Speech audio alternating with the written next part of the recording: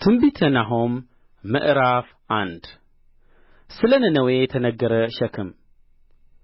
የኤልቆሻዊው የናሆም የራእዩ መጽሐፍ ይህ ነው። እግዚአብሔር ቀናተኛና ተበቃይ አምላክ ነው። እግዚአብሔር ተበቃይና መዓትን የተሞላ ነው። እግዚአብሔር ተቃዋሚዎቹን ይበቀላል፣ ለጠላቶቹም ቍጣውን ይጠብቃል። እግዚአብሔር ትዕግሥተኛ ኃይሉም ታላቅ ነው፣ በደለኛውንም ንጹሕ ነህ አይልም።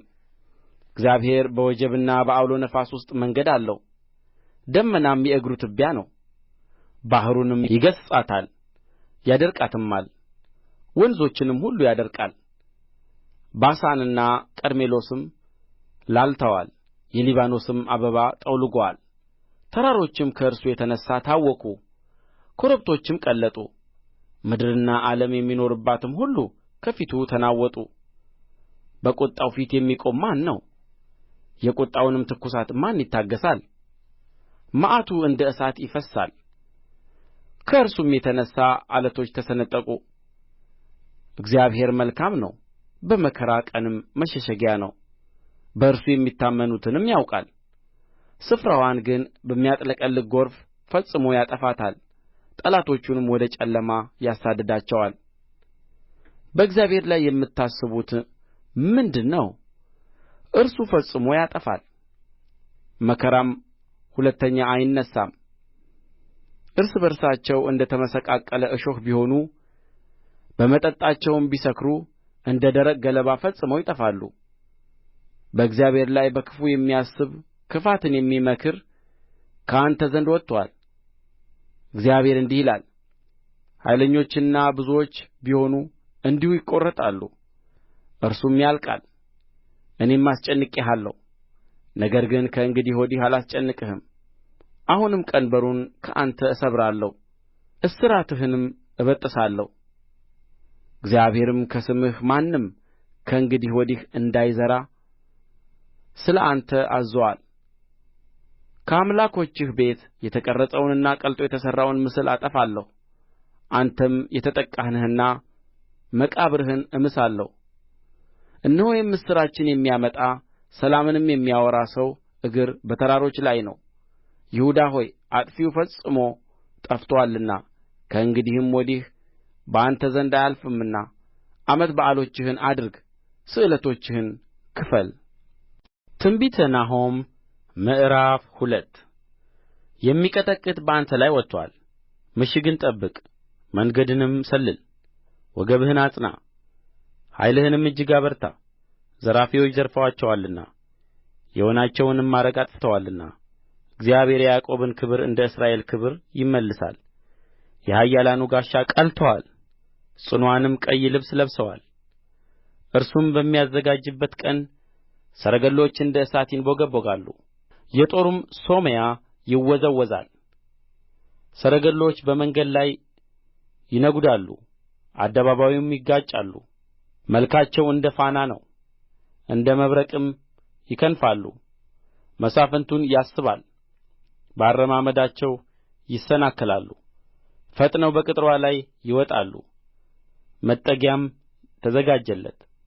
የወንዞቹም መዝጊያዎች ተከፈቱ፣ የንጉሡ ቤትም ቀለጠች። ንግሥት ተገለጠች ተማረከችም።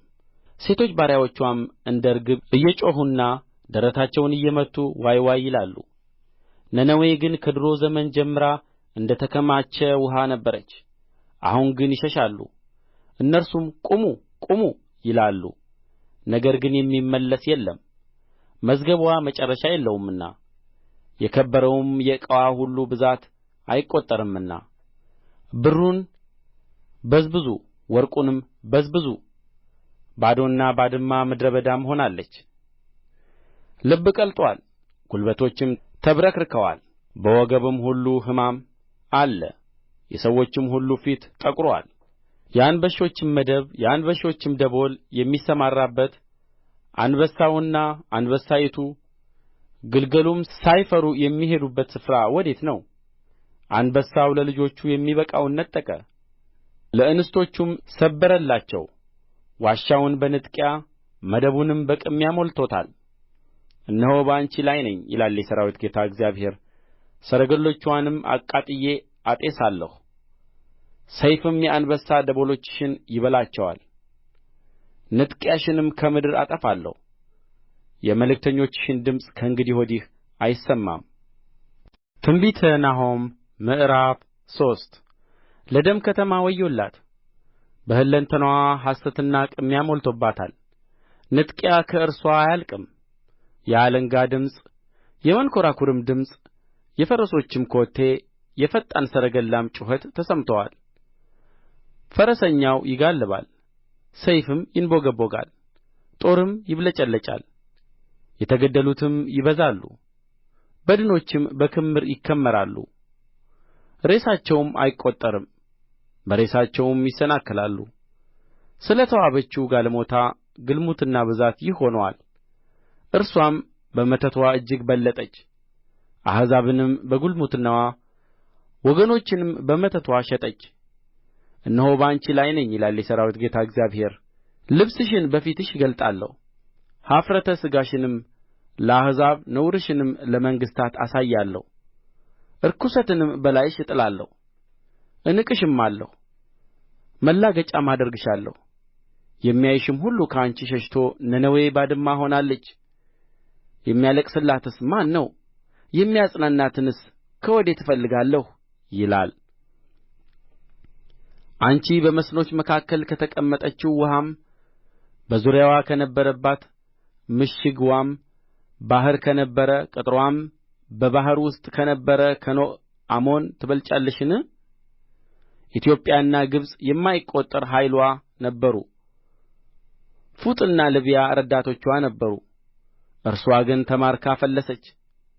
ሕፃናቶችዋ በመንገድ ሁሉ ራስ ላይ ተፈጠፈጡ፣ በከበርቴዎችዋም ላይ ዕጣ ተጣጣሉ። ታላላቆችዋም ሁሉ በሰንሰለት ታሰሩ። አንቺም ትሰክሪአለሽ፣ ወራዳም ትሆኛለሽ።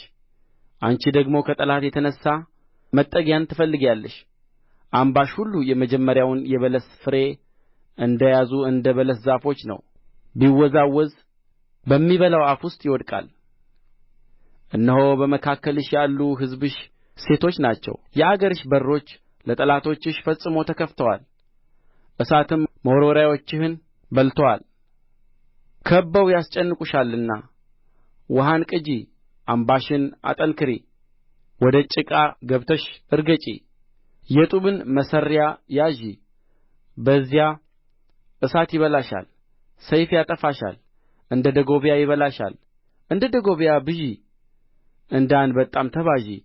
ነጋዴዎችሽን ከሰማይ ከዋክብት ይልቅ አበዛሽ። ደጎብያ ተዘረጋ በረረም።